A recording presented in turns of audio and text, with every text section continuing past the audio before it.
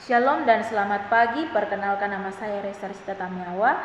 Di sini saya akan membacakan ayat firman Tuhan yang terdapat dalam Injil Yohanes pasalnya yang ke-11, ayatnya yang pertama hingga ayatnya yang ke-57.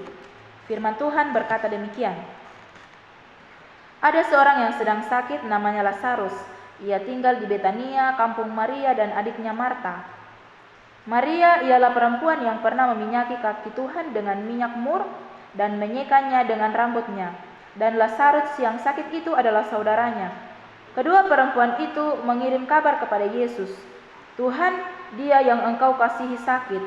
Ketika Yesus mendengar kabar itu, ia berkata, "Penyakit itu tidak akan membawa kematian, tetapi akan menyatakan kemuliaan Allah, sebab oleh penyakit itu anak Allah akan dimuliakan." Yesus memang mengasihi Marta dan kakaknya dan Lazarus.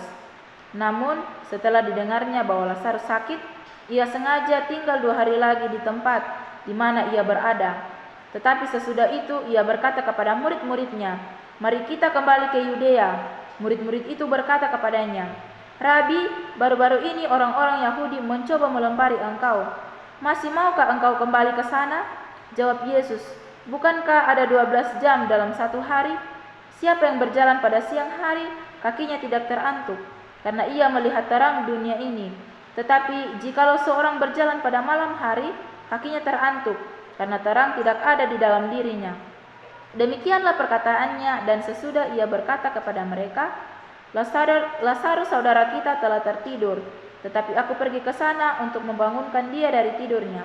Maka kata murid-murid itu kepadanya, "Tuhan, jikalau ia tertidur, ia akan sembuh." Tetapi maksud Yesus ialah tertidur dalam arti mati.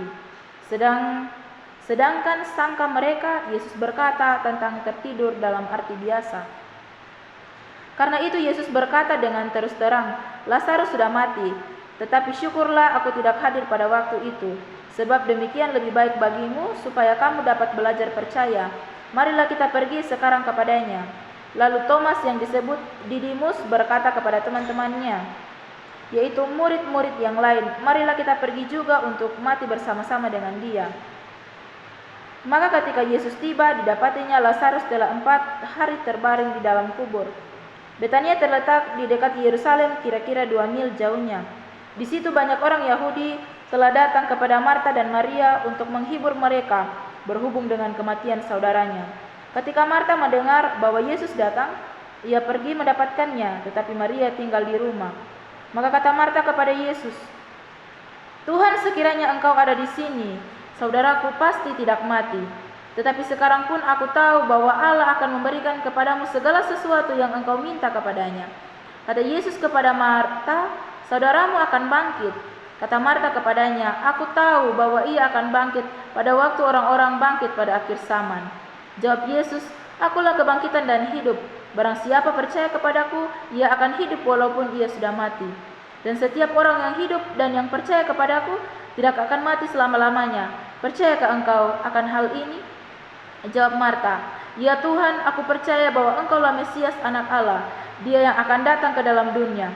Dan sesudah berkata demikian, ia pergi memanggil saudaranya Maria dan berbisik kepadanya, "Guru ada di sana dan ia memanggil engkau." Mendengar itu, Maria segera bangkit lalu pergi mendapatkan Yesus. Tetapi waktu itu Yesus belum sampai ke dalam kampung itu, ia masih berada di tempat Marta menjumpai dia. Ketika orang-orang Yahudi yang bersama-sama dengan Maria di rumah itu untuk menghiburnya melihat bahwa Maria segera bangkit dan pergi keluar, mereka mengikutinya karena mereka menyangka bahwa ia pergi ke kubur untuk meratap di situ. Setibanya Maria di tempat Yesus berada dan melihat dia, tersungkurlah ia di depan kakinya dan berkata kepadanya, "Tuhan, sekiranya engkau ada di sini, saudaraku pasti tidak mati." Ketika Yesus melihat Maria menangis dan juga orang-orang Yahudi yang datang bersama-sama dengan dia, maka masih gula hatinya. Ia sangat terharu dan berkata, "Di manakah dia kau baringkan?" Jawab mereka, "Tuhan, marilah dan lihatlah." Maka menangislah Yesus. Kata orang-orang Yahudi, "Lihat betapa kasihnya kepadanya." Tetapi beberapa orang di antaranya berkata, "Ia yang memelekan mata orang buta, tidak sanggupkah ia bertindak sehingga orang ini tidak mati?" Maka masih gula pula hati Yesus Lalu ia pergi ke kubur itu. Kubur itu adalah sebuah gua yang ditutup dengan batu. Kata Yesus, "Angkat batu itu." Marta, saudara orang yang meninggal itu, berkata kepadanya, "Tuhan, ia sudah berbau, sebab sudah 4 hari ia mati." Jawab Yesus, "Bukankah sudah kukatakan kepadamu, jikalau engkau percaya, engkau akan melihat kemuliaan Allah?" Maka mereka mengangkat batu itu. Lalu Yesus menghadap ke atas dan berkata, "Bapa, aku mengucap syukur kepadamu karena engkau telah mendengarkan aku. Aku tahu bahwa engkau selalu mendengarkan aku.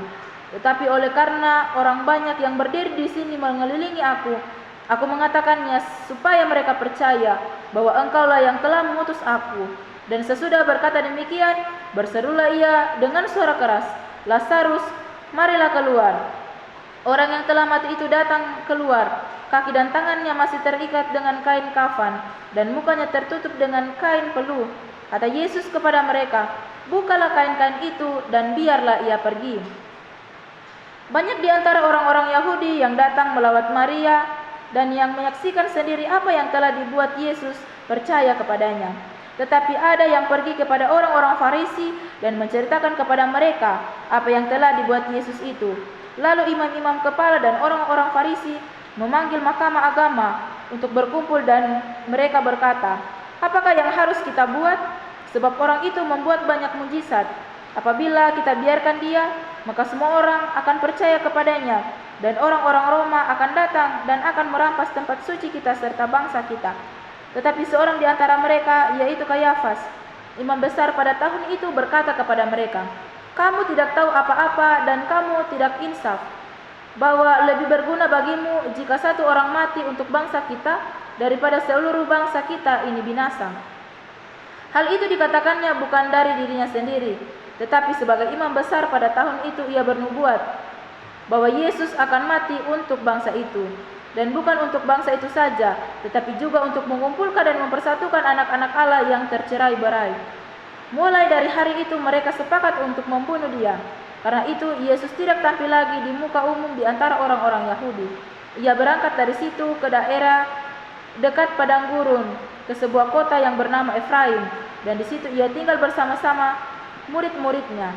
Pada waktu itu hari raya Paskah orang Yahudi sudah dekat, dan banyak orang dari negeri itu berangkat ke Yerusalem untuk menyucikan diri sebelum Paskah itu. Mereka mencari Yesus, dan sambil berdiri di bait Allah, mereka berkata seorang kepada yang lain, "Bagaimanakah pendapatmu? Akan datang jugakah ia ke pesta?" Sementara itu imam-imam kepala dan orang-orang Farisi telah memberikan perintah supaya setiap orang yang tahu di mana dia berada memberitahukannya agar mereka dapat menangkap dia. Amin firman Tuhan. Sekian dan shalom.